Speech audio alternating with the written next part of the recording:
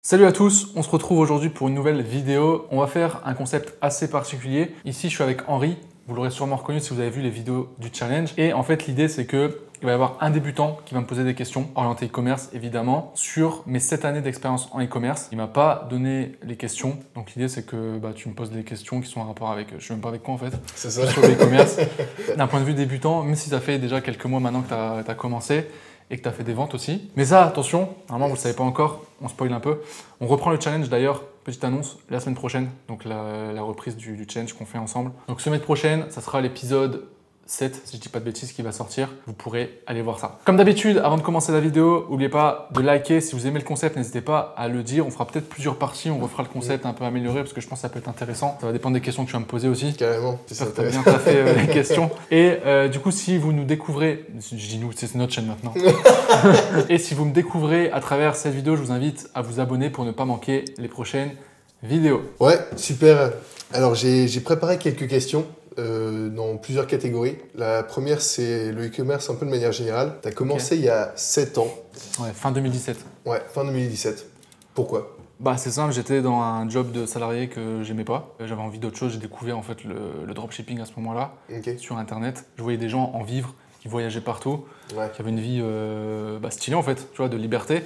Et je me suis dit, je veux faire ça. Et mon objectif premier, c'était quitter mon job où je gagnais 2000 € par mois net. Donc, premier objectif, c'était je lance mon business de dropshipping et je fais 2000 € par mois. Et ouais, j'ai choisi le dropshipping parce qu'à cette époque-là, je suis tombé sur des vidéos en fait qui parlaient de ça.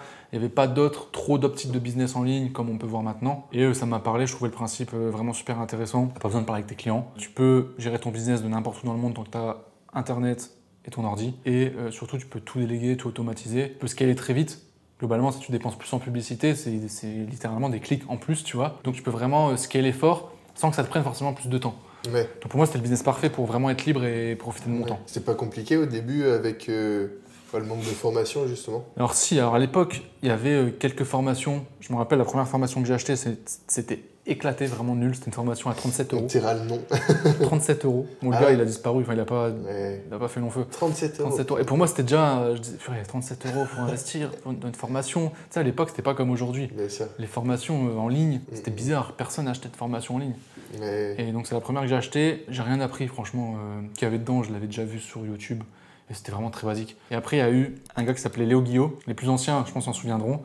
J'ai pris sa formation à lui. Là, c'était 2000 € pour le coup. Donc, il y a quand même un gap. Mais par contre, c'était solide. C'était solide, il y avait vraiment tout ce qu'il fallait. Et c'est à partir de là que j'ai commencé vraiment à avoir des résultats. Avant de prendre la formation, j'ai quand même essayé par moi-même pendant plusieurs mois. J'ai juste perdu 600 €. Ah ouais. Et c'est après que je me suis dit, en 6 mois. En fait, j'ai mis 6 mois, enfin non, un peu moins. 5 mois aidés, on va dire, avant de prendre la formation. J'avais essayé par moi-même. Je me suis dit, ouais, c'est bon. Ça n'a pas l'air compliqué, c'est simple. Et du coup, j'ai essayé et ouais, foirage total. Et après, j'étais à une conférence, c'était sur Lille en plus, avec d'autres entrepreneurs et e-commerçants. Et c'est là qu'ils m'ont parlé de la formation de Léo Guillot, etc. Et après, je l'ai pris dans la foulée. Et c'est le mois d'après, j'ai commencé à faire mes premiers euros de bénéfices. Et au bout de 8 mois, donc 2 mois après, je dépassais les 2000 € net. Ah oui, et je suis plus jamais redescendu en dessous. Incroyable. Donc l'objectif atteint. Objectif atteint, j'ai quitté mon job. Enfin, non, en fait, je l'ai quitté avant. Ouais. J'ai anticipé. En fait, je l'ai quitté en disant à mes parents, donnez-moi 1 an pour remplacer mon salaire. Si j'y arrive pas, je reprendrai un job. Quoi. Ouais, bien sûr. Puis on continuera l'e-commerce à côté de toute façon. Il n'y avait pas d'autre choix que de réussir. Ok, trop bien. C'était une question, il y en a 60. Tu as commencé le e-commerce il y a 7 ans. Qu'est-ce qui a changé depuis? Beaucoup de choses. Ouais. Déjà, les stratégies ont totalement changé. Si tu veux, à l'époque, c'était vraiment du dropshipping bourrin. C'est tu prends un produit, et ça, je m'en suis rendu compte qu'après. Tu pouvais prendre littéralement n'importe quel produit sur lequel il y avait des ventes. Sur AliExpress, vraiment dans toutes les niches. Tu faisais un site très simple, très bidon, t'envoyais de la pub dessus sur Facebook, la pub était beaucoup moins chère en plus à cette époque-là, et tu vendais en fait, et t'étais rentable, c'était un truc de fou. Je me pose des questions, comment j'ai fait pour galérer autant au début. Si je devais revenir dans le passé avec les connaissances d'aujourd'hui, ça serait un carnage. Mais je pense pour tous les mecs qui font du e-commerce aujourd'hui, c'est la même chose. Donc avant, c'était vraiment méthode bourrin. Aujourd'hui, tu dois te démarquer, il y a plus de concurrence, et je pense qu'aujourd'hui, t'as pas le choix de faire une marque, ou du moins de faire une boutique, où tu crées ton propre contenu. Si tu devais tout recommencer aujourd'hui, qu'est-ce que tu ferais de différent? En e-commerce? Ouais. Je serais tout de suite dans l'optique de faire un truc long terme. Je choisirais un produit ou une niche où je me dis, ce produit, cette niche, je le développe sur 5 ans. En fait, pour moi, tu n'as plus trop le choix.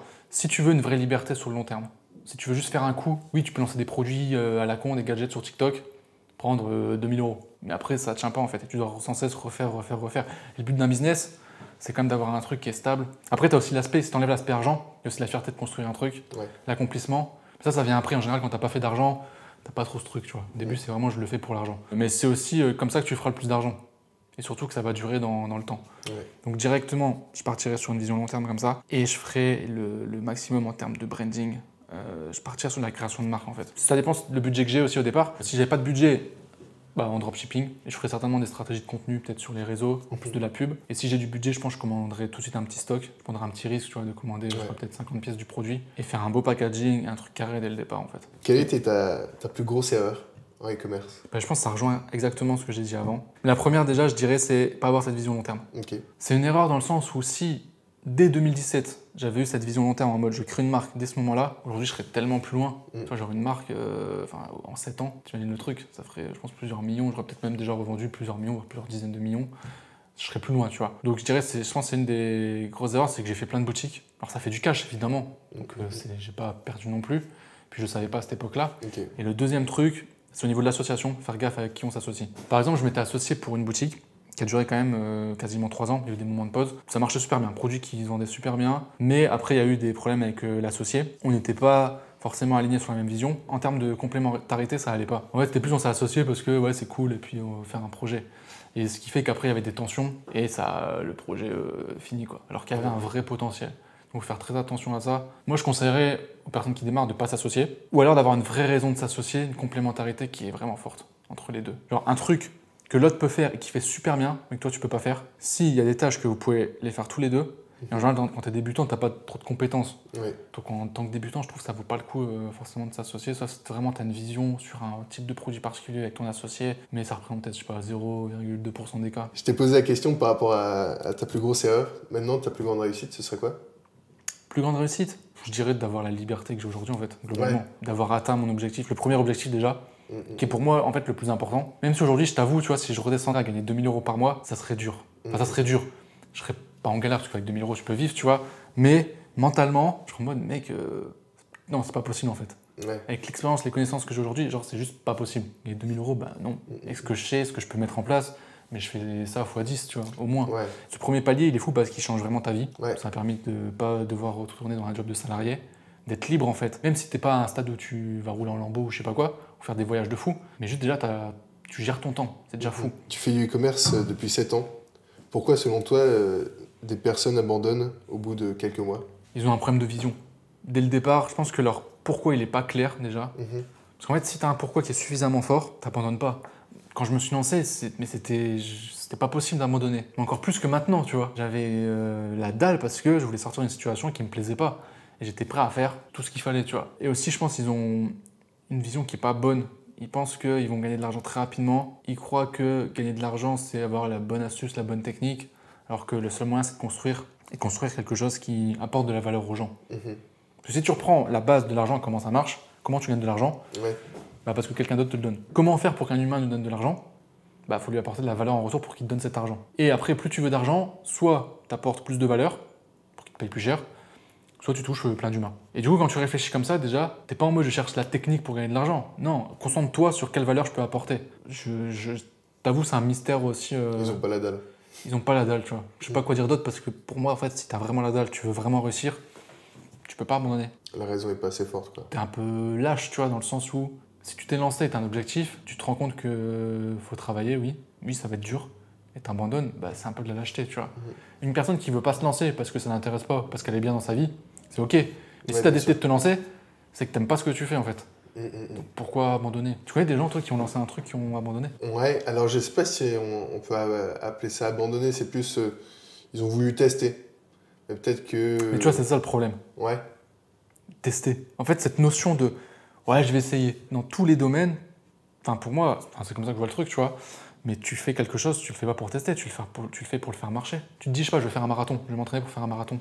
Tu vas pas tester de faire un marathon. Tu le fais. Après, t'échoues, bon, ok, t'échoues, mais tu peux le retenter l'année d'après, tu te rentraînes. Pour moi, c'est pareil. Tester, dire je vais tester le business, si ça marche, tant mieux, si ça marche pas, c'est pas grave, t'as déjà perdu en fait, ça sert à rien de te lancer.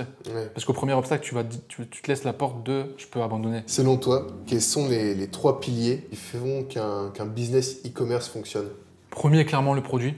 Là, il n'y a aucun doute là-dessus, tu vois, c'est la base de ce que tu vends, c'est la valeur que tu apportes à ton client. Ton produit est ultra important. Le marketing autour du produit, pour moi, qui regroupe à qui tu t'adresses et comment tu présentes ton produit à cette personne à qui tu t'adresses. Okay. Parce que pour un même produit, tu peux avoir plusieurs cibles différentes. Et souvent, les gens vont te dire, par exemple, ce produit est saturé. Ouais. Ce qui est faux. En fait, ce qui est saturé, c'est l'angle marketing, la manière dont tu vas présenter le produit à un certain client type. Mais un même produit, tu as plein de moyens de le marketer. Regarde, tu as plein de marques qui vendent le même type de produit, ou les mêmes produits même. Ils ont juste un branding différent et une manière de présenter qui est différente, où ils s'adressent à d'autres types de personnes, où ils ont, je sais pas, un discours un peu plus fun, d'autres un peu plus corporate. Mais tout ça, en fait, je pourrais le regrouper dans un troisième pilier qui peut être la formation, tu vois, genre se former. Oui, en fait, ça demande des vraies compétences, donc il faut apprendre ces compétences. Donc si vous voulez vous faire accompagner... Comment se former?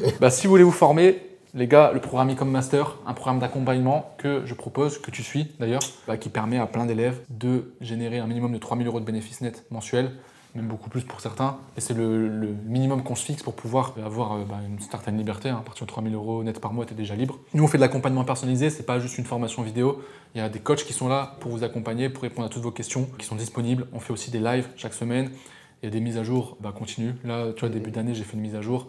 On a rajouté pas mal de modules. Et du coup, si c'est quelque chose qui vous intéresse d'être accompagné par mon équipe et moi-même, vous aurez un lien en description où je vous explique à travers une vidéo toute la stratégie que je mets en place et qu'on met en place aussi pour nos élèves. Et si jamais ça vous intéresse, vous aurez l'occasion de travailler avec nous. Et juste, petite question, ça fait combien de temps là que tu fais de la formation? La formation, ça fait... La première formation que j'ai sortie, c'était en 2019 officiellement. Avant, je faisais quelques coachings. Ok, ouais.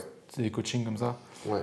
Donc j'imagine que tu l'as adapté parce que le e-commerce d'il y a 5 ans, c'est plus le même que celui d'aujourd'hui. Est-ce qu'il est beaucoup plus compliqué aujourd'hui? C'est quoi la différence? Alors, déjà, entre 2018, 2019 et là, maintenant, 2025, il y a une diff énorme. Il y a eu énormément de changements. Des mises à jour, j'en fais, je sais pas, tous les 3 mois. Et encore régulièrement, des grosses mises à jour. Après, je sors des nouvelles vidéos continuellement. Il y a les coachs aussi qui m'aident aussi dans la création de contenu. Ouais. Tu vois, des tutoriels sur des nouvelles applications, etc. Pour moi, il est plus facile qu'avant. Ah ouais? Pour une raison simple, c'est déjà les connaissances qu'il y a à disposition. Tu vois, moi, quand je me suis lancé, il y avait une formation. Ouais, bien sûr. Et elle était bien, mais c'était pas aussi poussé que ce qu'on peut trouver maintenant, clairement. Aujourd'hui, tu as beaucoup plus de connaissances, faut juste aller la chercher et l'apprendre, quoi. Et aussi, les outils ont tellement évolué.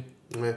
Tu vois, juste si on parle de l'IA, aujourd'hui avec l'IA, on l'a vu de toute façon, tu l'as vu aussi, sûr. on peut faire ses photos produits sans avoir besoin de photographes, de modèles, de mannequins ou tout ce que tu veux, que 3 clics sur une souris, sur un ordi, tu vois. Ouais, bien sûr. C'est assez fou. Et ça te génère des photos qui seraient très difficiles à faire si tu dois le faire toi-même avec des photos, même pour des modèles, pour des photographes. ChatGPT aussi. Ouais. Pour rédiger les textes de vente, les pages produits, copywriting. Tu as littéralement un assistant e-commerce avec toi en fait. C'est un employé pour toi. Donc aujourd'hui en fait, avec les outils qu'on a, pour moi c'est plus facile, techniquement aussi. Après il y a plus de concurrence, mais c'est là qu'il faut se démarquer. Comme je t'ai dit, à l'époque, tu n'avais pas besoin forcément de créer tes propres contenus. Ouais, bien sûr. Tu prenais des photos et tu lançais comme ça. Oui, c'était facile dans ce sens-là, mais il fallait faire ton copywriting et tes textes toi-même, tu vois. Aujourd'hui, oui, il faut faire ton propre contenu, mais tu as juste à le faire. Genre, c'est pas insurmontable. Pour toi, quels sont les secteurs de l'e-commerce qui ont le plus d'avenir? Tu veux dire les niches? Ouais, c'est ça. Moi, je pense qu'il y a déjà les classiques, genre vraiment tout ce qui va être mode, accessoires pour femmes. Ça, t'es sûr que c'est bon, ça marchera tout le temps. T'as toujours des nouveautés en plus. C'est des niches qui se renouvellent avec plein de produits. Donc ça, t'es sûr que ça marche. Tout ce qui est niche aussi bébé, parce que des bébés, t'en as tout le temps. Et on a tout le temps des nouveaux. Tu as toujours des nouvelles personnes qui rentrent dans le marché. Donc ça, c'est une niche aussi incroyable. Tout ce qui est de beauté aussi. Les gens prennent toujours soin d'eux. De plus en plus même. Et de plus en plus les hommes. Ok. Ça, de base, c'est plus les femmes. Et là, de plus en plus les hommes aussi. Donc je pense qu'il y a un secteur au niveau beauté pour hommes, bien-être, soins pour hommes, tu vois. Et après, toutes les tendances un peu éco-responsables. Les gens en ont marre du côté on achète en Chine, etc. Donc jouer peut-être sur des produits made in France ou marques françaises au moins, tu vois. Ce genre de choses, je pense que ça attire clairement. Du coup, allez voir la vidéo sur les niches, parce que je donne des niches un peu plus détaillées. Ça peut être intéressant, basées sur des stats, sur des recherches, etc. Et du coup, selon toi, en combien de temps en moyenne on peut espérer avoir fait sa première vente? Quand tu débutes, vraiment tu connais rien. Débutant total. Débutant, si tu te formes, parce que si tu te formes pas, tu peux prendre des années avant de faire...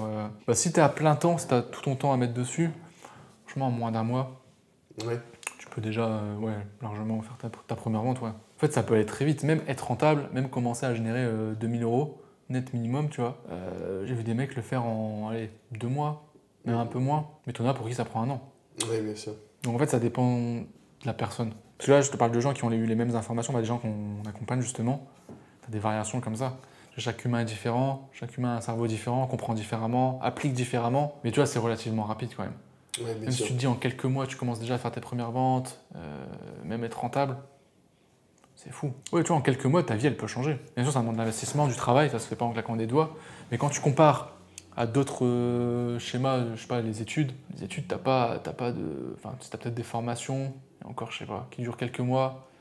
Tu sors de là, t'as direct un job salarié, qui n'est pas forcément le job de tes rêves non plus, très souvent. Et si tu prends des longues études où vraiment t'es passionné par tes études, je sais pas, tu fais médecine, tu en as pour 10 ans. Ouais, bien sûr. Est-ce que c'est vraiment un kiff? Je pense pour certains, oui. Moi, tu vois, je connais des gens qui font médecine, qui ont un job et ils aiment bien leur job, tu vois, c'est ok. Mais ils sont pas genre passionnés en mode, tu vois, ils sont les jours de la semaine, vivement le week-end. Vivement cet été que je pars en vacances. Mec, t'as fait 10 ans d'études, pourquoi? Parce que t'es pas à fond dans ton truc. Même à un moment, tu peux te lasser aussi. Pour ce que tu gagnes par rapport au e-commerce. Bah ouais, t'imagines, même si tu gagnes bien en tant que médecin, mais de toute façon, il n'y a aucun rapport entre le temps d'études ou de travail et l'argent que tu gagnes.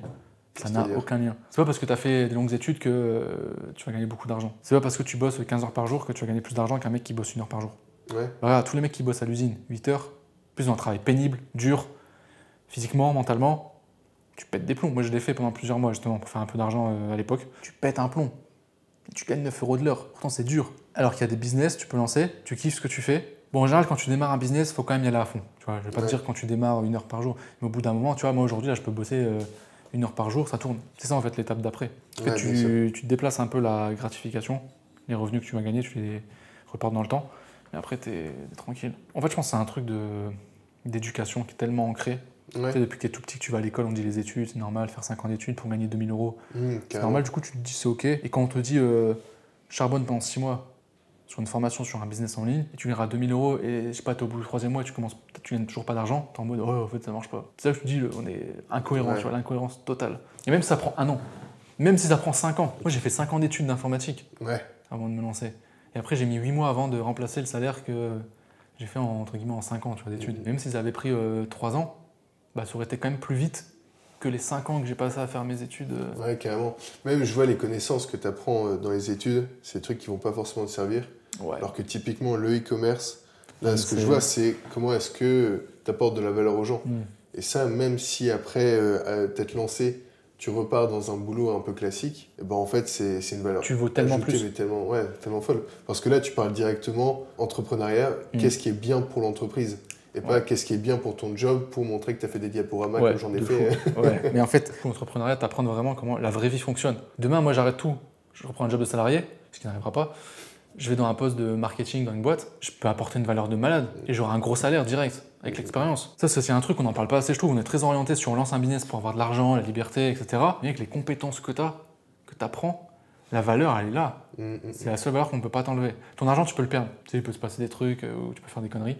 Tu peux perdre ton argent. Et ta sécurité, elle n'est pas dans ton argent. C'est bien d'investir, d'avoir des revenus passifs de côté. C'est une sécurité en plus. Imagine, tu as acheté je sais pas, du Bitcoin en 2011, tu as pris plusieurs millions, tu es trop riche, tu n'as rien fait de ta vie, tu n'as rien construit. Et d'un coup, tu les perds. Pour n'importe quelle raison. Tu fais quoi? Tu vas être mal. Tu n'as aucune compétence. Tu ne sauras même pas gagner 2 000 € par mois. Aujourd'hui, tu vois, tu m'enlèves tout. Ma sécurité, elle est vraiment dans mes compétences, tu vois, et la confiance que ça te donne. L'expérience que j'ai, ce que j'ai mis en place, les résultats que j'ai pu atteindre en partant de zéro. Aujourd'hui, tu peux me remettre à zéro, ça va être relou, mais je sais que je pourrais refaire. Ouais, carrément. Et ça a une valeur de malade. Et ça, on l'oublie, tu vois. Quand tu lances dans l'entrepreneuriat, toute l'expérience que tu accumules, au bout d'un moment, tu as un savoir-faire de malade, et tu te développes toi, en fait, en tant que personne. Et pour ça, avec des entrepreneurs, souvent les mecs qu'on admire un peu, le modèle de réussite, c'est des entrepreneurs. Oui, ils ont une boîte qui fait de l'argent, mais ils ont surtout développé leur personne. C'est des gars ultra développés sur leur manière de penser, leur ouverture d'esprit, les compétences qu'ils ont, leur manière de voir le monde. Et je trouve la vraie valeur, elle est là, en fait. Après, là, je pose une question, alors ça me concerne pas forcément, mais tu as fait un bac+5. J'en ai fait un aussi. Je me dis, pour toutes les personnes qui en ont pas fait ou qui n'ont pas forcément fait d'études, pas commencé d'études, est-ce que tu leur conseilles de faire des études avant, peut-être de se lancer directement? Non, t'as pas besoin d'études. En fait, toutes les compétences, tu peux les apprendre. En fait, je sais pas c'est quoi ce truc avec les études. On dirait que, genre, si tu veux apprendre des compétences dans un truc, c'est forcément les études. Mais non, les études, c'est un moyen d'apprendre. Mais tu peux tout apprendre par toi-même ou différemment. Et justement, l'e-commerce, c'est pour ça qu'on fait des formations, de l'accompagnement. Parce que nous, on prend des personnes de zéro, en fait, qui connaissent rien à l'e-commerce, qui n'ont aucune compétence. Et on leur apprend justement tout depuis le départ, tu vois. Donc tu peux apprendre même si tu connais rien. Et je pense que c'est pareil dans tout. Vous en avez beaucoup des personnes justement qui... Ah, qui n'ont pas fait d'études? Ouais, on en a clairement. Bah, tu vois l'exemple, Ethan par exemple, avec qui j'ai fait une vidéo, vous pourrez la retrouver aussi sur la chaîne YouTube d'ailleurs. Ethan qui a fait plus de 600 000, enfin quasiment 600 000 $ en 6 mois avec une marque justement. Et on a fait une vidéo dédiée là-dessus. Lui, il n'a pas fait d'études, tu vois. Ouais. Et lui, c'est vraiment le cas en termes de storytelling, tu vois. C'est vraiment, il part du fond, puis il remonte la pente. Genre, c'était à 16 ans. Bah, en plus, la vidéo, c'était marrant parce que la miniature, il y a écrit, genre, t'as une photo de lui à 16 ans en train de fumer un truc, écrit déchet. Et c'était ça, tu vois. C'était vraiment au fond, drogue, alcool. Ouais. Non, peut-être pas alcool, j'abuse avec regarder. Mais tu vois, il était vraiment au plus bas. Et il n'a pas fait d'études, il a quitté l'école très tôt et il s'est lancé, tu vois, à 18 ans, si je dis pas de bêtises, mais peut-être un peu avant. Et à 19 ans, il a explosé, tu vois. Ouais. Il s'est dit, vas-y, il y a cette opportunité, j'y vais, j'apprends. Il a investi, il a rejoint l'accompagnement. Et après, même, il est devenu coach aussi dans l'accompagnement. Ok, ouais. Parce qu'il a, bah forcément, l'expérience qu'il a pris, etc. Donc oui, tu fais des études, pas besoin, peut apprendre les compétences. C'est ça qui est trop bien, en fait. Ouais. Et dans plein de domaines. Alors, franchement, aujourd'hui, les domaines où tu as besoin d'études, c'est quoi? Cette médecine, peut-être le droit. Ouais. Des trucs assez poussés, tu vois, techniques. Mais sinon, les autres domaines, surtout pour l'entrepreneuriat... c'est du bon sens. Ouais, il y a beaucoup de bon sens. Et après, c'est... Ok, j'ai besoin de telle compétence. Aujourd'hui, avec Internet, tu peux l'apprendre. J'ai besoin d'apprendre à rédiger. Pour un métier ou pour n'importe quoi. Bah, tu peux l'apprendre. J'ai besoin d'apprendre à faire du montage vidéo. Tu as plein de formations pour apprendre ça. J'ai besoin de faire du marketing. Tu as plein de formations. J'ai besoin d'apprendre la vente. Tu as des livres, tu as des formations, tu as des coachings, tu as tout.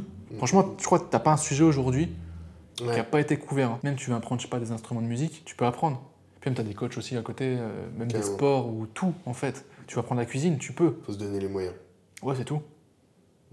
Faut le faire. Après, je rebondis justement, là tu parles de formation. La formation, c'est pas gratuit. Enfin, ou alors tu peux en trouver sur YouTube, mais tu vas avoir que des formations de surface. Donc ça a un coût.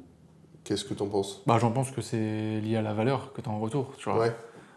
C'est toujours la même chose, c'est une question de valeur. C'est pas combien ça coûte, c'est combien ça me rapporte. Tu regardes, je vais reprendre l'exemple avec une école de commerce par exemple, des écoles 5 000 € l'année, voire plus, tu vois. Sur 5 ans, tu vas dépenser 25 000 €. Ton retour sur investissement pour sortir et gagner 2 000, 2 500 € net, va mettre du temps à avoir lieu, tu vois. Souvent, les gens s'endettent en plus. Ouais, ils s'endettent avant pour ça, donc tu dois rembourser le truc. Ça n'a aucun sens, pourtant c'est normal, tu vois. Et les gens n'ont aucun problème. Et pareil, une formation, oui, ça coûte. Si tu veux un accompagnement, du coaching en plus, où tu as une personne qui t'accompagne vraiment, pas juste des vidéos, bah oui, ça a un coût. Mais le coût, il est proportionnel à la valeur. Tu vois, je te parle d'Ethan, il a fait 600 000 $ en 6 mois. Alors que c'est pas tout le monde qui fait 600 000 $, mais... Enfin, tu vois, là, on fait la marche arrière. Je lui dis aujourd'hui, avec l'argent que tu as généré, là, je te coach maintenant, on refait le coaching, c'est 100 000 €. Tu me les donnes ou pas? Bah, je peux te garantir, il va me dire oui. Pourtant, ça paraît fou, tu vois, un coaching à 100 000 €, mais c'est... Mais non, c'est toujours pas, c'est pas combien ça coûte, c'est combien ça te rapporte derrière. Et nous, c'est pareil, tu vois, on a une promesse de générer 3 000 € net par mois pour nos élèves. Combien tu es prêt à investir pour avoir cette somme? Et avec ce que ça engendre derrière, la liberté et le changement de vie. Voilà. Moi, il y a des gens, des fois, qui me contactent. Ah, tu peux m'accompagner gratuitement. Et les gens n'ont pas conscience de la valeur qu'il y a. En gros, là, tu me demandes que je t'accompagne pour changer ta vie.